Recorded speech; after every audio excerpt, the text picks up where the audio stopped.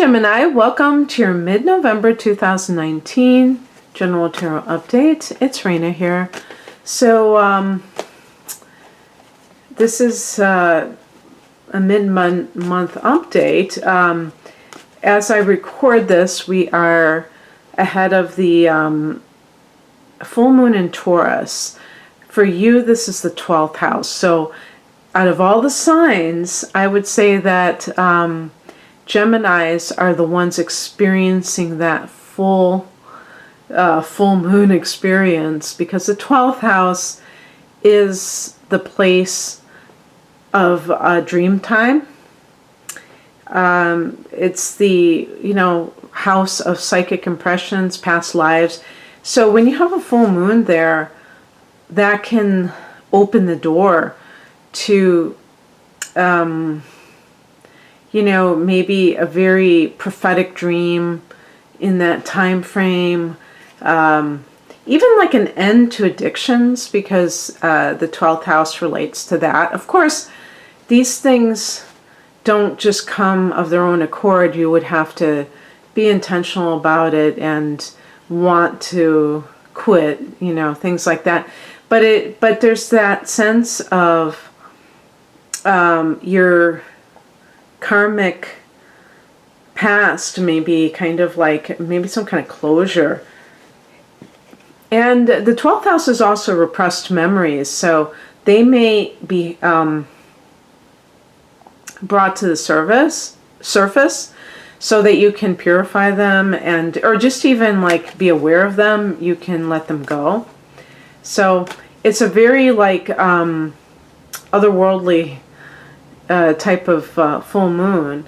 And the other thing is that the day before that is the 11/11 portal. So it's very interesting that this year we have these two cosmic events side by side. And I will be back for a late November update as well.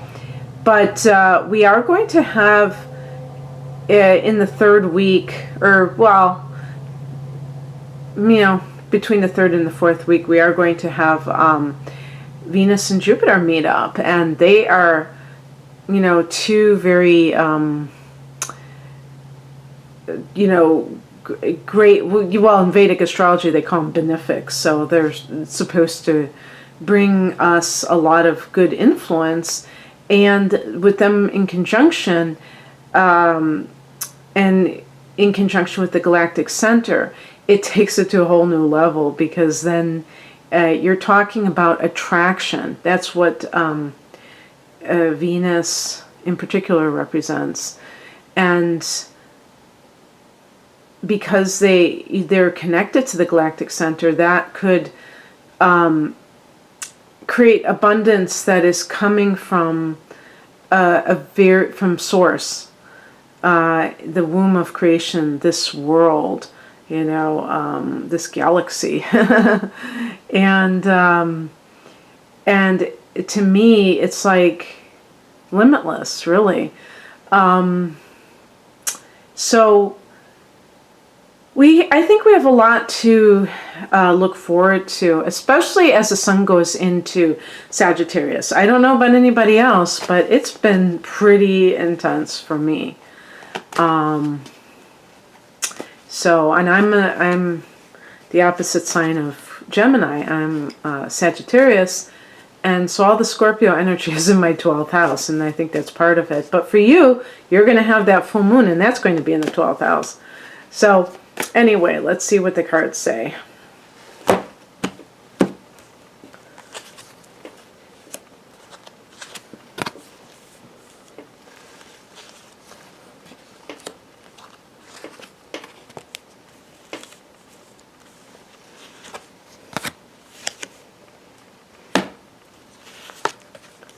Okay, I'm picking an additional card because of the nature of that card. Okay. And, it's funny because in this particular ring,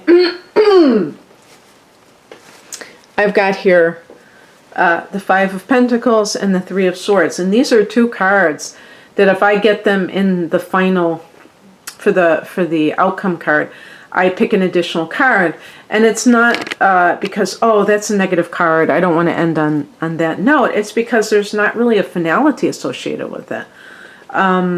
It just seems like it begs more questions than kind of resolves things. So that's why I do it more than anything. And it's, I don't like to end on a bad note either. The Queen of Wands as the centerpiece, maybe like the focal point here, is we have two queens actually. In the past position, we have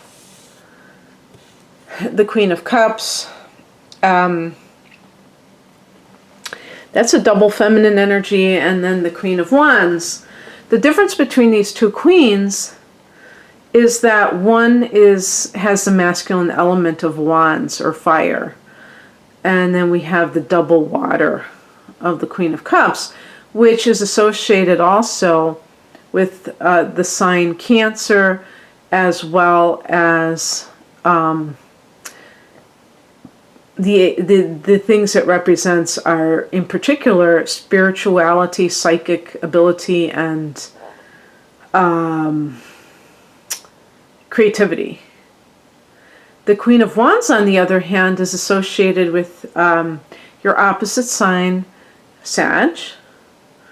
But also, I like to say Leo, because royalty and the sunflower. That's my feeling. I don't know quite why they say Sagittarius. But, and why they depict it with the sunflower, her with the sunflower, because that's the symbol. The sun is the ruler of Leo. So it's just kind of weird that they do that. Now, if I were to talk about these two women, I would say that the Queen of Wands is it's called the career woman.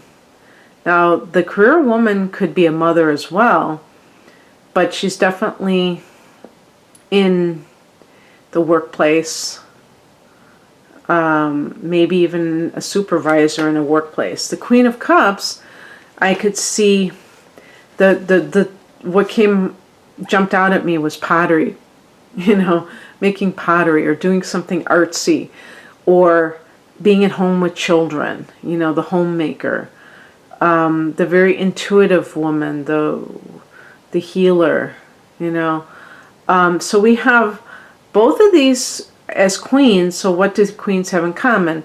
The idea of the mother, but both in different elements, fire versus water.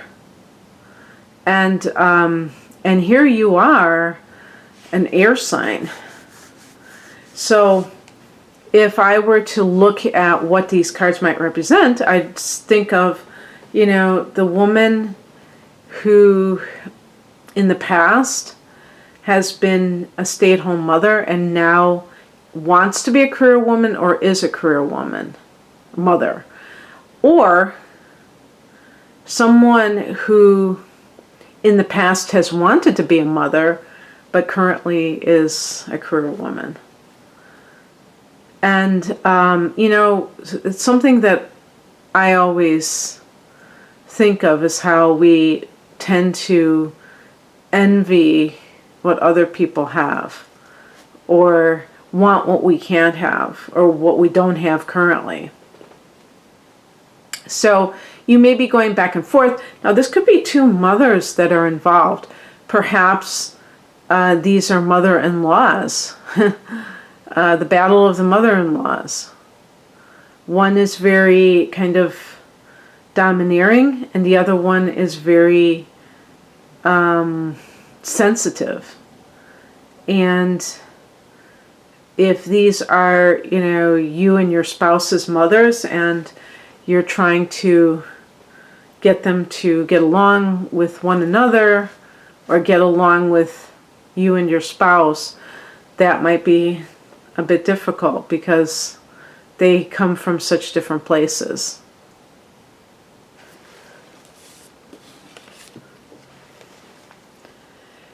The higher message is the Five of Pentacles. I get this card a lot, and sometimes even in the the higher message or the spiritual message or advice, which is looking at the idea of lack consciousness and how that plays into the decisions that we make.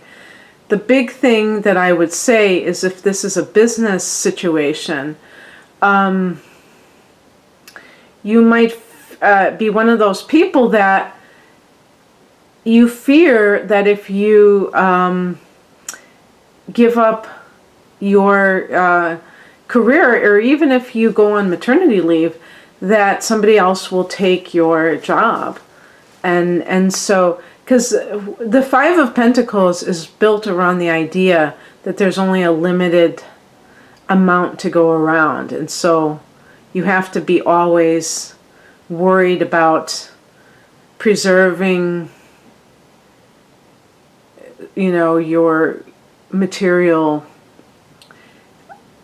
assets and your job. You always have to worry about your job and things like that. And yet, if you are somebody who wants to have a child, that is something that is very time consuming, and it can put a lot of demand on you physically, and it also is time sensitive for a woman. A man, not so much. A man can, have a child when he's, a senior citizen. He doesn't have to be, under the age of 50 or 45 to do that. And women are limited, and it seems like it just so happens to go along with when the career tends to be in high gear. So it can be very difficult to plan things like that. Also, this could be like an issue of management, the type of work that you're doing. Perhaps in the past you were doing something that was more creative or nurturing, like in the healing arts, perhaps even in the healthcare industry, but definitely seems like it would be more creative. And now you're into something that is more where you have to take charge and stuff like that. And you may make more money, but you may have more responsibility, and that can create a certain amount of stress. And especially if you have people under you and you don't want to have to fire them or have to manage them and reprimand them and all that stuff.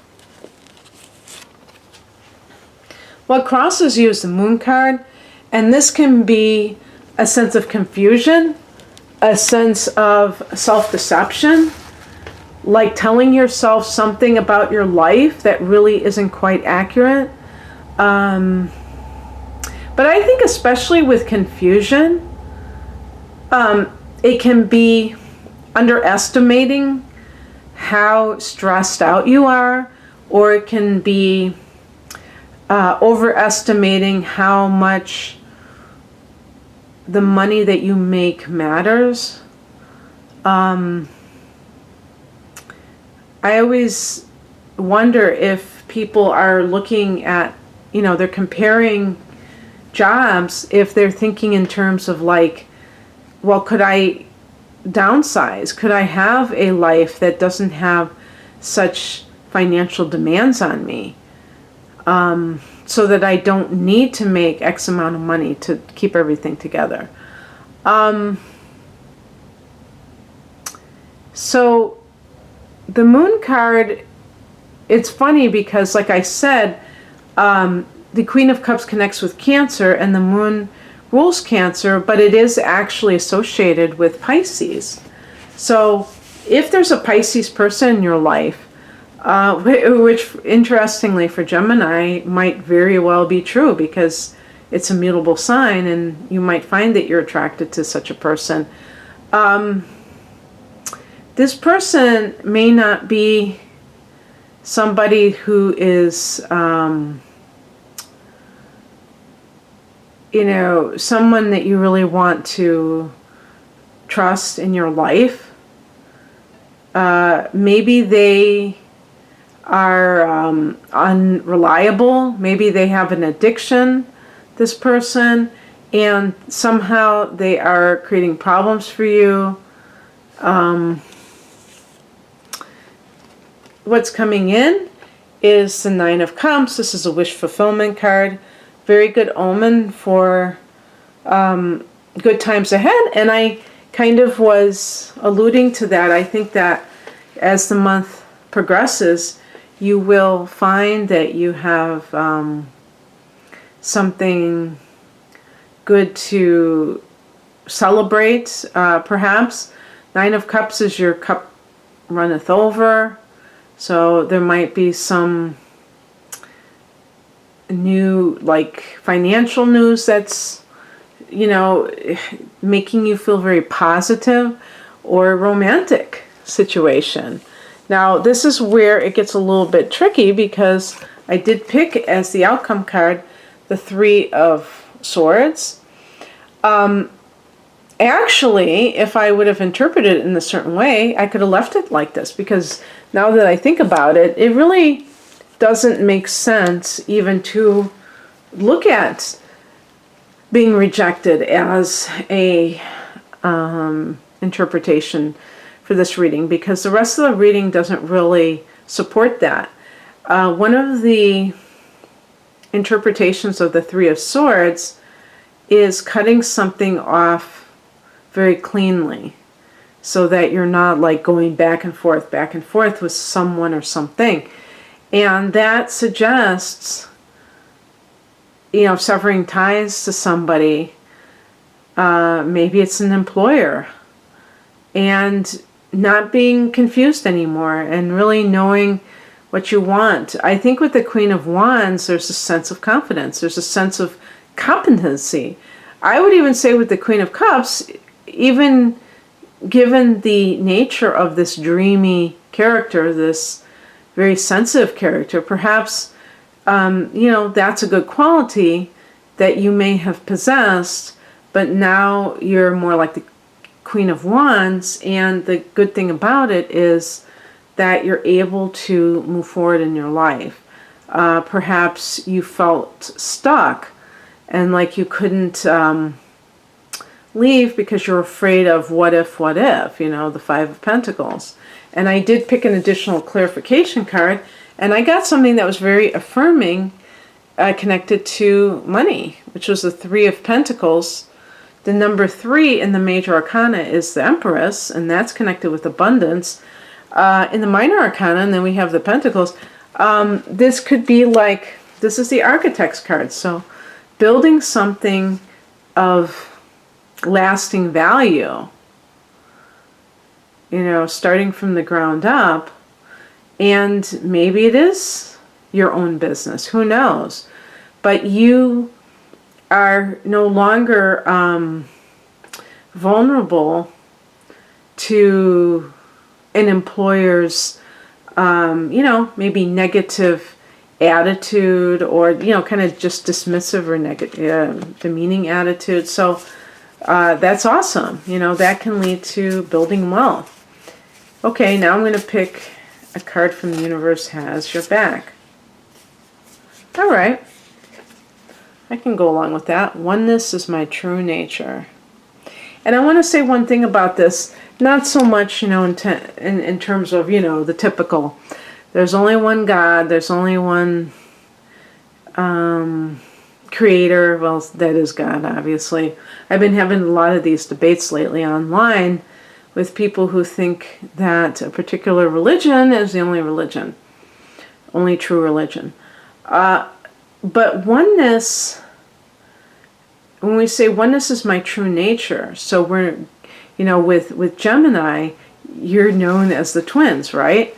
So there is always going to be a duality with all of the common signs, the 4 immutable signs. Sagittarius, half man, half horse.